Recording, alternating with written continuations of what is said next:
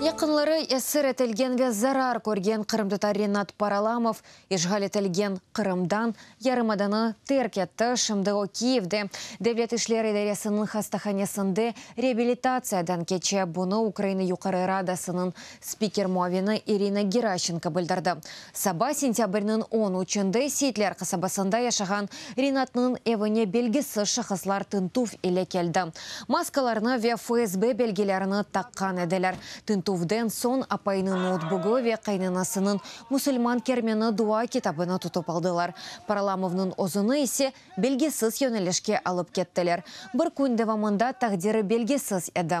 Ақшамға сентябрь 14-інде онақ Межит автовокзалында ағыр алда таптылар. Ринатның сөзлеріне көре белгесіз инсанлар оны қайнады. Жерян еле ұрды. Адвокат Эмиль Курбединов деген екебі тешкерuf инсанның дини фаалигіне бағылы олабы.